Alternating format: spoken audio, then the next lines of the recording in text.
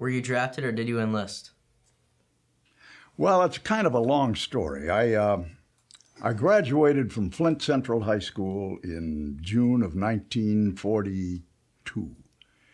And I had been on the swimming team, and all of the guys who were on the swim team went down to the city hall and got a job as a lifeguard in the public school, or the public pools.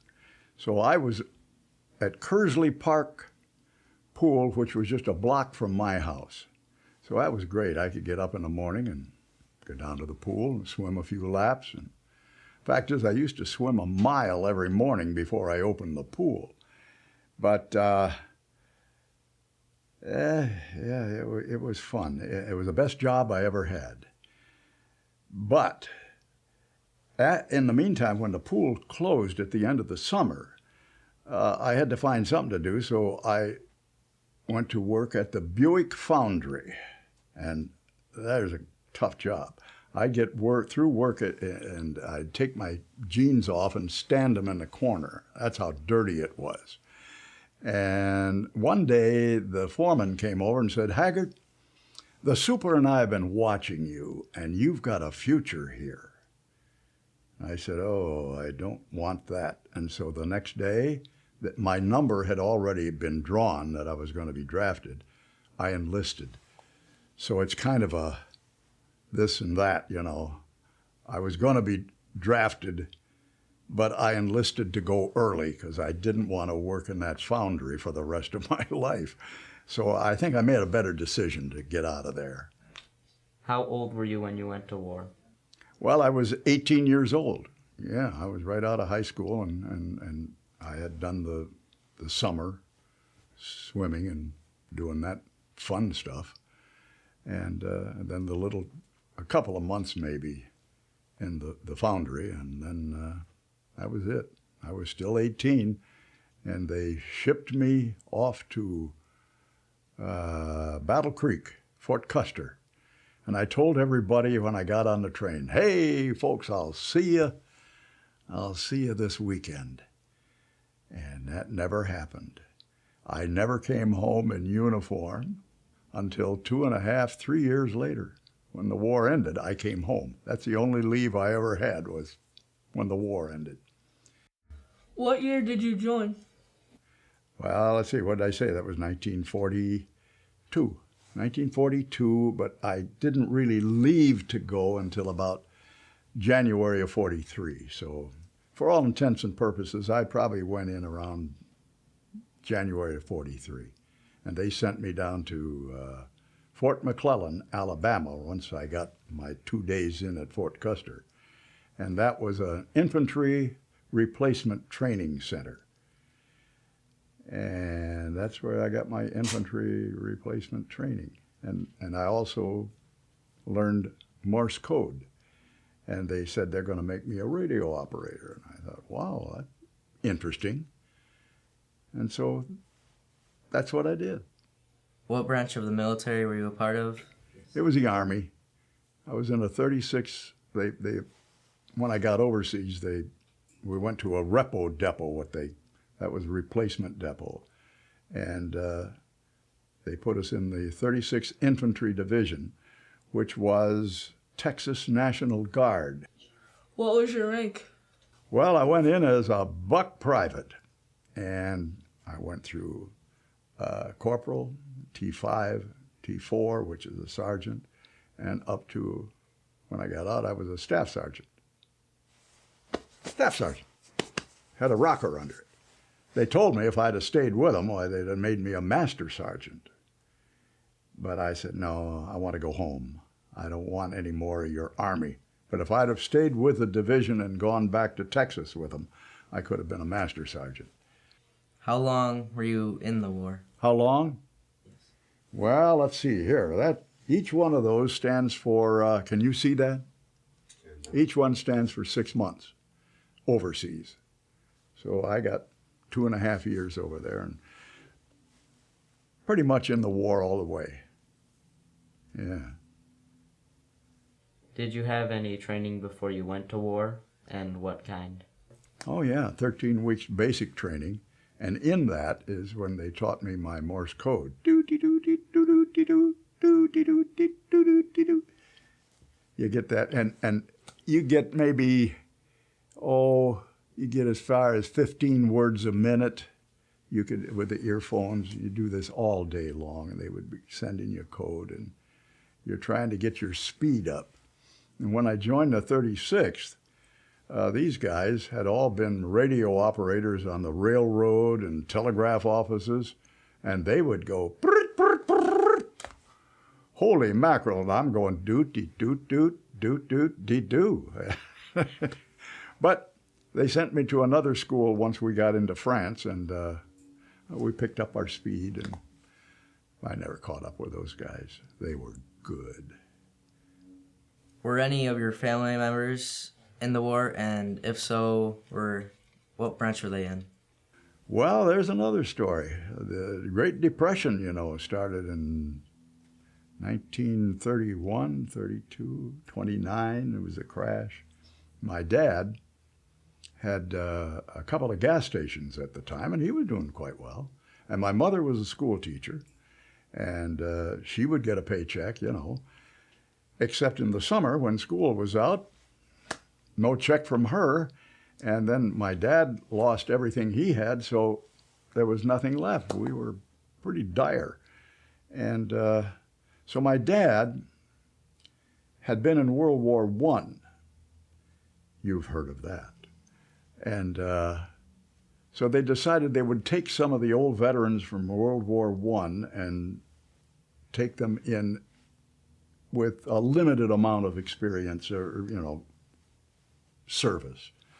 So he was one of the first ones, and they put him in the Marine Corps and put him on the main gate down at Chicago Naval Training Station. So he was in, and my brother, he joined and went into the Air Force, but as not a pilot or anything like that. I think he was a gumball. And I have no idea what that is, because I never found out what he did except go AWOL.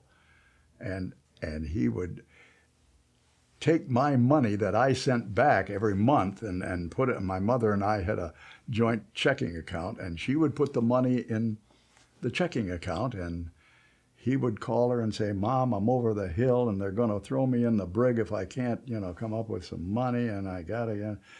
And when I came home expecting to have a nice big bankroll there, it was all gone. My brother, he was a goofball. Have you ever been to the World War II memorial dedicated to you? Yes, I did it this year. My daughter sent in the application, and it was a great day. All in one day. We had to, I guess they ran out of people in Michigan, so we had to go down to Toledo, where you guys are from, and they had a flight out of there, and so Nancy and I went down, we got on the plane, we met a lot of people, and they flew us into Dulles Airport in Washington. All of this happened one day. You get up in the morning, they feed you at the airport, and then you get on the plane, and away you go, and you land, and then they give you a lunch, and boy, everything happened so fast, but it was really worth it. And I saw so many tributes to what we did, Anzio, Salerno, some of the big battles. They had the memorial things right there that you could walk around and see them. It was really impressive, really impressive. Everybody should go. How were you treated when you got back from the war? How was I treated? Like anybody else. We didn't have a big problem then, because that war was the good war, if there's such a thing can be. And having been through it, there's no such thing as a good war, but if you had to put a handle on it, well, World War II was the good war. But it was pretty bad. They're all bad. All wars are bad. How do you think your life would be different if you were not in the war? How would my life be different if I weren't in the war? Well, probably quite a bit different. I probably would have done a lot of different things that, I don't know, I might have been a mechanic, or I don't know what I'd have been. But I just lucked out when I got into the radio end of it. And so when we got out, one of the best things about it was the American Legion had lobbied for the GI Bill. And in the GI Bill, when you got out, you could go to college, and they'd pay for it. And I couldn't understand guys who didn't go. A couple of my friends, they said, I don't want to go to college. I said, man, it's a chance of a lifetime. Come on. So we went over to Michigan State. Yay, a Spartan all the way. And yesterday we beat Michigan real bad. You probably know that. And we cheered them all the way. But that's how when I was there, Michigan State has a 5,000-watt radio station, WKAR, and they needed announcers. So they had an audition. I think a couple of hundred guys showed up, and out of it, I won. And I always wanted to be a radio announcer. I used to listen at home to Your Hit Parade and starring Frank Sinatra and all of these things. I just wanted to do that. So here was my chance. And when I got to working at WKAR, I thought, hey, you got your foot in the door. So I never graduated, though. My son Larry, my daughter Nancy, they both went there. My other son went to Oakland. And I just decided I wasn't learning anything because I was doing it on the air at the radio station. So I went home, and somebody said they're hiring at WFDF, which was the old pioneer station of Flint. So I thought, well, hey. So I went up there, and the guy listened to me. He was the program director, and he says, how much do you need? I said, I have no idea. That's a tough question. How much do you need? Well, how about $1 billion? But you got to be real. So I asked a guy sitting who was on the board, as you call it. He had a microphone, and you had all the pots and all of this stuff. You had to do all of that stuff. And I says, they want to know how much I need. What do they pay you guys? He says, it's up to you. Much later, I said, thanks a lot for that. So I said, would $50 be all right, $50 a week? They said, yes. And I think that's a clock. Is our time up? No. Yeah, and he jumped at it. He said, you're hired, and $50 a week. My God, that was a pittance. But it got another foot in the door, so I was an announcer, and I loved it. I really did. Please explain what a liberator is and what you did. What a liberator is? It's a guy in the Army going where he's told. And what we did with the place we went to, and why can I never remember the name of that town? Oh, yeah. It was Landsberg. Landsberg, Bavaria, southern Germany. And it's the prison where they had put Hitler when he was imprisoned, and he wrote the famous book, Mein Kampf, while he was at Landsberg. And they had turned it into a concentration camp. And when we got there, you just couldn't believe what they had done to these people. These are human beings treating other human beings worse than dirt. And I just don't know how people can do that. But they seemed highly capable. And the poor devils in there, it was early spring, and it was still cold, and they had these little cotton things that they were freezing. So we went into the homes around the camp, and where the Germans were living pretty high on the hog, and they were We didn't know. We didn't know what they were doing. Give me a break. You knew what they were doing. So we'd go into their closet, and the women had fur coats, and we'd take a fur coat, and we'd give it to the prisoners who were freezing in their little cotton garb. And the husband would say, "Nine, you can't do that." And we had one old Sergeant Smokey. He picked a guy up and threw him down the stairs and says, "Yeah, we can do anything now."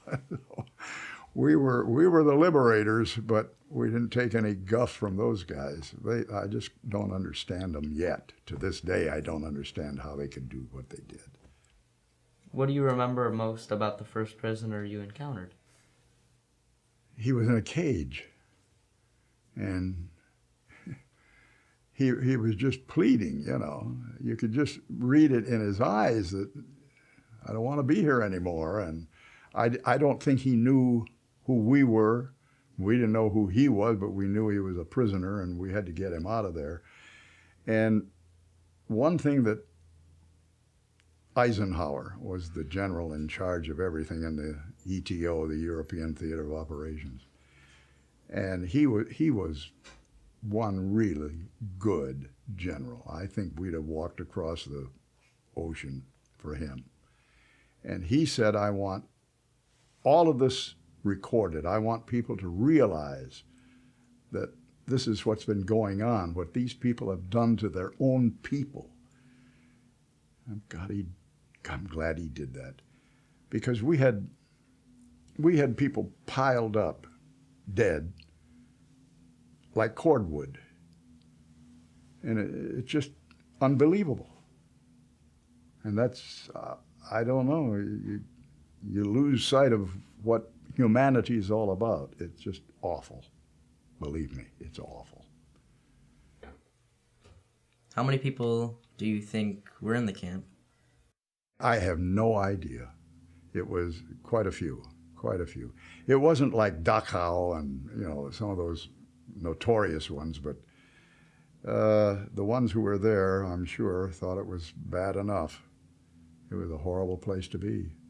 And they didn't have a crematorium as they did at Dachau and these other places.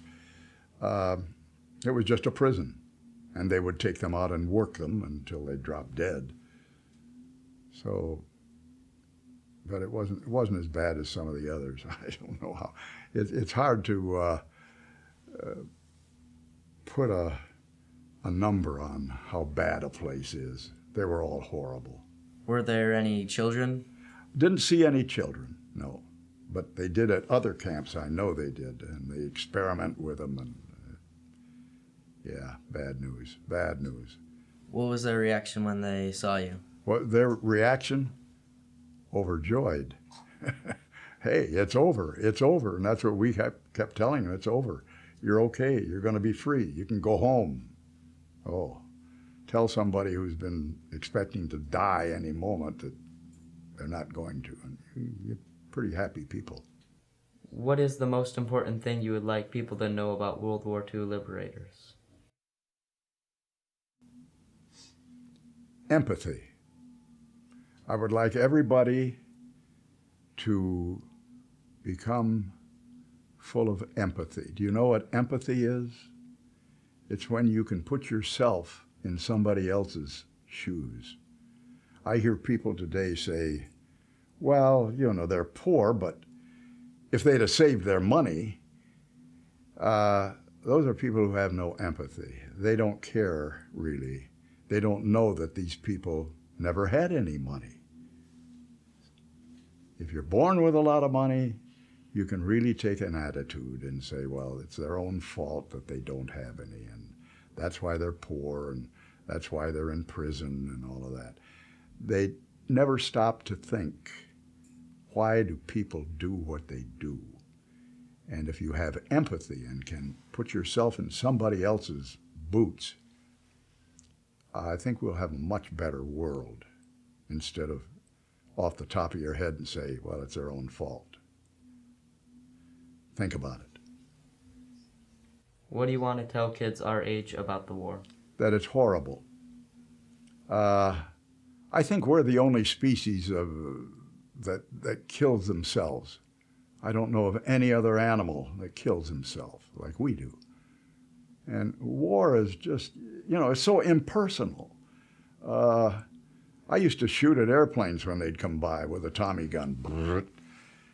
And I'd always hope I didn't hit them. And we infiltrated close to a whole regiment behind the German lines in Italy when we broke out to go and take Rome. And it just one of those things you just can't believe how bad war can be. It's impersonal. They got a 170 millimeter cannon back there, and they don't know. They say, okay, we have the coordinates. Okay, let her go. Boom. And on the receiving end, we could hear that 170 millimeter cannon, which may have been 20 miles away. You could hear boom. And then a few minutes later, wham, and they didn't know what they were shooting at. They didn't know if they killed anybody or not. And that's the trouble with war. I think if they had to take a sword and run somebody through with it, right eyeball to eyeball, they wouldn't want to do it. I always hoped that I didn't kill anybody. What is some advice you would give junior high students today? Advice to students? Don't go to war. Do everything you can as you're growing to promote peace. I'd rather hear people talk to each other than fight each other. It's just that simple. Why do people call you Bud? Why do they call me Bud? My brother, the one we've discussed already, he was 2 years old when they brought me home. And my dad, being an old Army guy from World War I, said, well, Jack, here's a buddy for you. And he said, hi, buddy. Buddy became Bud. I've been called that all my life. It beats Irving, which is my real name.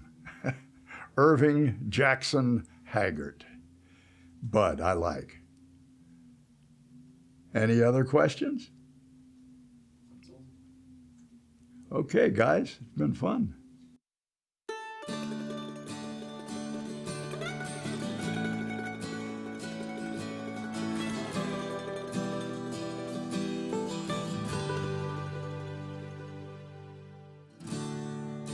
I heard the news today, you're finally coming home.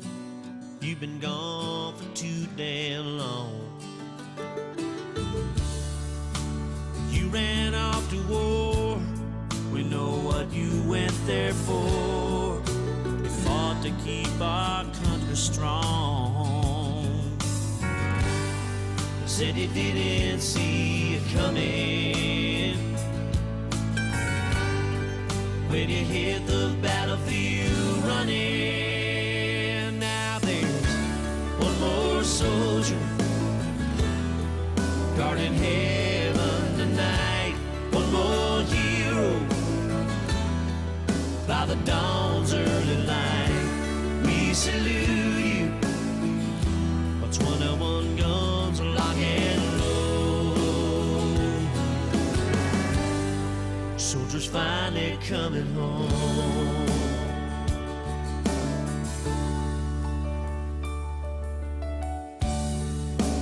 Mama always said you'd become a man. Why'd you have to go away? Your daddy would be proud if he were here today. Like you, he chose a soldier's way. All your friends are gathered around you, and your comrades, they salute you. 'Cause there's one more soldier guarding heaven tonight. One more hero by the dawn's early light. We salute you. But 21 guns lock and load.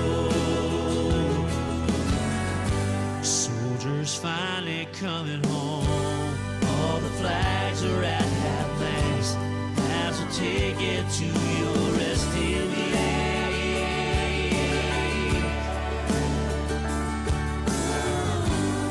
There's not a dry in the church, but there's still hope in your daughter's face. 'Cause she knows that there's one more soldier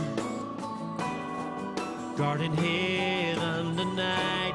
One more hero by the dawn's early light. We salute you. 21 guns she got sold. Soldiers finally coming home.